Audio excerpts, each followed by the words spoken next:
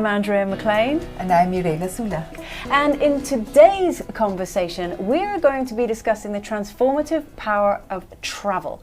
And we are joined by an incredible panel who have, in some way, shape or form, travel has changed their life. It's going to be a great one. So today we are joined by Akua Powell, who is the founder and adventurer, I love this title, of Dreamcatcher Global. Hi Akua. We're also joined by Audrey Daumain, who is executive coach and founder of Smart Perspective, and Laura Hamilton, who is a travel TV presenter and entrepreneur. So Laura, you know a thing or two about travel. What she doesn't know is not worth knowing, quite frankly. But thank you so much to all of you for joining us today. Thanks for having us. Well, all of us in this panel have had our lives changed as a result of traveling the globe, and we are all adventurers, Akua. But I would like to start with Laura. You have been for 12 years running this amazing show out there and showing the world, in fact, not just one side of the travel, but many levels of it. And you also have changed your life as a result of traveling, but now you're walking the talk. Tell us a little bit more about it, and what is your why behind all this amazing adventure? Well, first of all, I feel very lucky that I've been able to have a TV career alongside a passion of travel. I've always been passionate about travel, like from an early age. I used to travel with my parents. We were lucky enough to go, overseas, but we actually did a lot of camping and caravanning. So I travelled a lot of the UK and went to Welsh slate mines and power stations and had did some unique things. And then when I was 19, I decided to get around the world ticket, and I flew to Hong Kong, then Hong Kong to Australia, travelled Australia, went to Fiji, Los Angeles, Las Vegas and back home. So I'd done quite a bit of travel, in my sort of private life, and then I joined A Place in the Sun, and I have travelled with them to many places, from across Europe to South Africa or across the Caribbean, and I've done that for now 13 years. But I think probably one of the biggest and best things that I found doing that job is that I ended up working for an employer that was so incredible when I told them that I was pregnant, that they said to me, great, well, you're going to bring your children with you then, and someone else to look after them when you're working. So when both of my children were 3 weeks old, I've got Rocco and Talia, who are now 9 and 10. I mean, honestly, I think when I had Rocco, the midwives in the hospital thought I was absolutely bonkers, because I'd just given birth, and I'm not joking, I was on the phone to the passport office trying to get a passport, because I knew that in 3 weeks' time I was going to be travelling with my 3-week-old son. So he got a passport at 3 weeks old, and I was travelling with him, and I did the same with Talia. So both of them from 3 weeks old had travelled, so 17 months between them, and they travelled with me full time until they were 5 and started school. And it's been just so incredible travelling with them. We've been to townships in South Africa. They have amazing little skiers. They speak a bit of Spanish. They speak a bit of French. They're great swimmers. They're just really comfortable meeting different people and different cultures and trying all different types of food. And I wouldn't change it for the world. And I just hope that experience has instilled adventure in them. Wow. Now I have to jump in here. Akua, your face is nearly splitting in half with smiling, and you are nodding along here. This must be music to your ears. OMG. I mean, even the beginning when you started, Laura. So I go back to Judith Chalmers' Wish You Were Here. Do you remember that show? That shows our age, doesn't it? And I remember literally sitting in front of the TV, cross-legged, and literally I'd transport myself in the telly. And I remember pulling her skirt. And I'd be in Morocco, but obviously I'm sat in my living room, but I'd be in Morocco and I could smell the spices. I mean, so from an early age, I was really enamored by travel. And then I was the first person in my family to go to university. And I'm like, well, what am I going to do? Leisure and tourism management. I'm going to travel the world.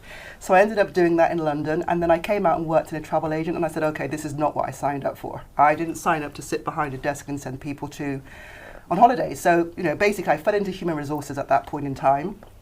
And then I started my travel, I guess, later in life. And I've traveled to 85 countries. very much off the beaten track. So when you talked about cultural experiences and just, it lit me up because I could imagine your children having that experience. It's just amazing. And COVID came, and I, like everyone else, had a lot of time to think about what was important in my life. And I recognized I was no longer fulfilled in my career as a HR leader. And I knew that I wanted to follow my heart. And my two passions are people and travel. So how could I create something beautiful that allowed me to serve people with travel? And Dreamcatcher Global was born. And it's a way to really, gosh, I guess it's my own story of how travel helped me cultivate the courage to change, make life-changing decisions. And I wanted to really use that blueprint to help other women who were stuck, but knew that they weren't happy where they were. So, so that's my story. And you've said that you, obviously, traveling is an external thing and an internal thing. Yeah, so for me, I break it down as an outer adventure, because for me, again, it's really important that, you know, a lot that holds people back, particularly about making life-changing decisions, is fear. And how can I use travel as a catalyst to help women, I guess, change their relationship with fear? So at that point, it really was, well, let's create some adventures, something that will push them just slightly out of their comfort zone. Hence why I call myself co-adventurer. And so I have pushed my limits and done some crazy things where I'm like, woman, what are you doing? But the sense of empowerment afterwards was like, wow, if I can do that, I can do anything. So yeah, travel is a way to change lives. I just love that. I love hearing stories of women who are fearless, you know, and overcoming fear in whatever shape or form is, if you can do that, you can literally do anything, as you've just said. Now, Audrey, you're nodding along here, and I know that you're not an adventurer, you're not necessarily a traveller, but obviously you were born and raised in France, you have lived in London, you have now moved to Geneva. You downplay, I think, the importance that travel has featured in your work life. Because when we were chatting earlier, you said, oh, I've travelled with my career, and you know, and I've been around the world, as if that doesn't count. But actually, of course it does. Every kind of travel, in whatever shape or form, counts. It does. Life is a journey. I always say that. I've travelled for work, and it was not the aim. It was to go from A to B, you know. And then when you travel for a holiday, then there's an aim. So that's probably my understanding of the travel. And for me, life is a journey in terms of go where your heart is. And when I was at university, I didn't like university very much, and I went on a holiday in London to meet with my best friend. And I never went home, so I never finished my studies. Your parents not wondering where you are? I called them up and I said, look, I know you really want me to finish this degree, but I'm really bored there, and this is fun. London is great. It was in 1998. And then I found a job, and I stayed there 13 years. You know, so I basically just stayed where I felt really good, and my heart has always, you know, led my decisions. And I stayed 13 years in London. I fell in the world of finance, which I loved. I wasn't at all, you know, this wasn't what I studied. I studied civilization and languages. Philosophy is my thing. Words are my thing. Yet I did a 20-year career in finance.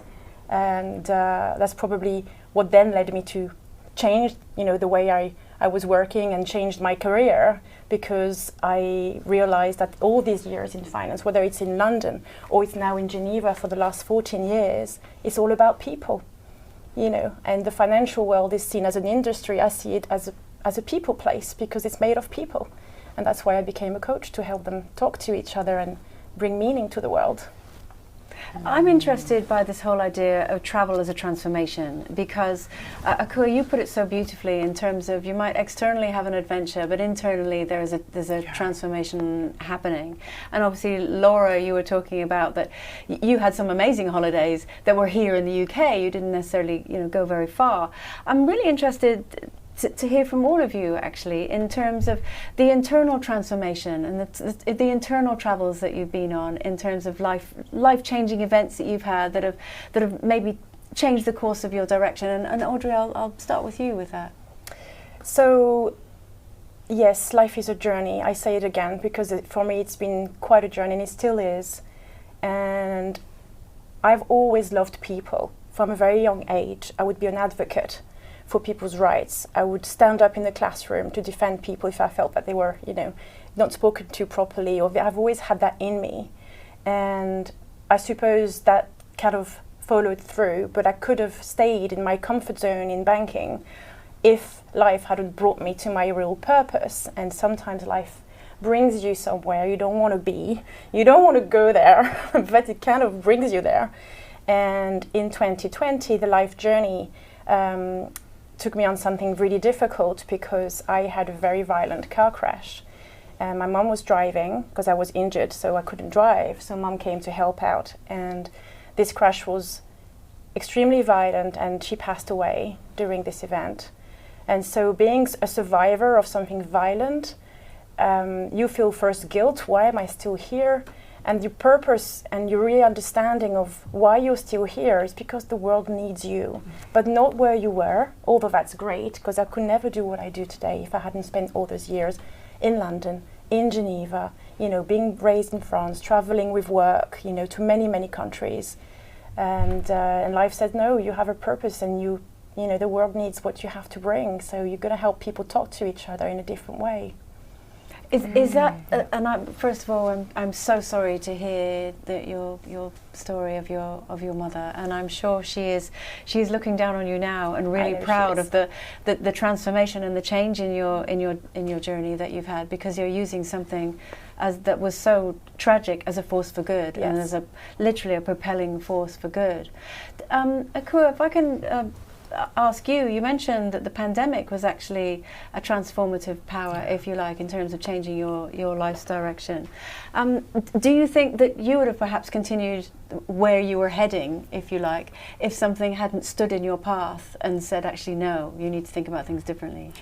It would have taken me a long time to get there, and I think what COVID brought was the time and space to go inside, to have that inner journey, to really pause, because I know that there was always a yearning.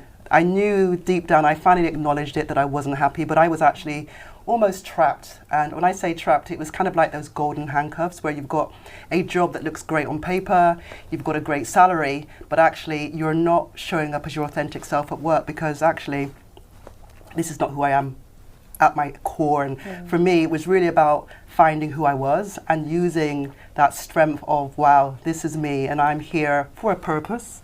And, you know, a lot of people lost their lives during COVID. My mum was in hospital for 32 days. And I recognize that tomorrow isn't promised to any of us. If I'm going to do it, let's do it now. And it's been the best move I've ever made. And it's also a testament to the fact that, you know, I made the decision at age 50. So, you know, I'm telling all those women out there that, you know, don't let age hold you back, and don't let your past define your future, basically. Laura, go on. I was just listening, and I was thinking how fascinating it is that nowadays women have lots of choices. Long time ago, you'd never imagine that if you're stuck, and that's your place and you can't change. Yeah. But it never happened before that you wake up in the morning as a woman, you say, you know what, I'm going to get a ticket, I'm going to get a passport for my baby, and I'm going to get the luggage ready, and I'm going to South Africa. Find me when that happened before. It's a great, great time to be a woman, even though, of course, we still stand for things that needs to be improved. But this traveling has opened so many opportunities for us, has opened our eyes. I come from a country you would never, ever dare even to articulate that I want to leave the country, because you'll be dead. You'll be in prison and all your family will be killed. Now, coming from this perspective and seeing women like, okay, we have clubs all around the world, and we say, okay, we're going to New York, and then we're going to California, and then we're going to Paris, and we're going to Amsterdam. And it's like a dream come true, seeing these women being independent, financially empowered, taking decisions for themselves. But it still reminds, I was in the sofa interviewing a woman from Italy, and I still have that video recorded when she said, well, you may be surprised, but as a woman, when somebody sees me at the station or at the airport traveling without my husband, they ask me the question, are you traveling alone? Honestly, I was shocked. Is this like common? Is it, well, it's not like very, very common, but it's not very rare. Women are still being asked in some places, like, where are you going alone? So I just wanted to bring this perspective as a travel angle. How does it feel for you that you have this freedom? What does it travel mean? It's freedom, financial empowerment, choices, decisions. And when did you gain this freedom? Ooh, for me? I mean, yeah, maybe, yeah. No, yeah, all of you, whoever. yeah. Wow. For me, travel feels like coming home. It feels like I was born to just be a curious soul and to push myself out of my comfort zone and, you know, go deep into the Omo Valley in Ethiopia and dance with the Nash tribe girls with the lip plates and the earlobes and have the most amazing experiences that I come back changed and recognize that, wow, despite the language barriers, you know, just a smile, we're all connected. We really are all one. So travel it's is just incredible beautiful. how one trip can change everything upside down. Just Yeah. it takes one trip. You don't have to go very far. Yeah, sometimes Just yeah. crossing the road and engaging in a conversation with somebody is making a difference, is making them smile, is shifting their perspective. I meet so many people in my job today, like so many, and there are so many opportunities to make a difference in somebody's life. You know, even if it's not across the world, it's incredibly rewarding and meaningful. Laura, if we can end with you, this whole idea of travelling feeling like coming home. Yeah, I mean, do you know, I was just going to say that actually, you know, life is travel, life is a journey. You know, we're constantly travelling, going to a different destination, that destination changes. And talking about travel through like my life, there are things that happened for me at an early age where I actually got bullied at school, and I always had a really clear idea of what apart from wanting to be a dentist at one point, but I kind of was very headstrong and knew where I wanted to go, and I kind of got picked on quite a lot for that and had to deal with quite a lot. And I think going through that made me very resilient to deal with what I deal with now, with negativity and, you know, when people don't always like your style of presenting, whatever you do. And that journey, like, that what I was going through there has got me to where I am now, and I keep travelling through it and I keep doing it. And those experiences that we have, whether, as you say, it's crossing the road or meeting someone or travelling to a township in South Africa or galloping on horses around the pyramids, like, every day of your life is a journey, and never take it for granted. I don't think, you know, whatever you're doing, you don't have to get on a plane to go somewhere to experience that. You could just be sat here now. This is a journey. Meeting you guys, you know, it's an experience. So, yeah. Oh, what a brilliant place to end. But you know what? It made me feel like, you know what, at the end of the day, it's not the journey, it's not any destination, it's who you become on that journey that really matters. Because by these movements and changes and traveling, we become who we are today. Oh, that's beautiful. Akua, Audrey and Laura, thank you so much for joining us today. This has been The Agenda. We hope you've enjoyed it, and we'll see you next time.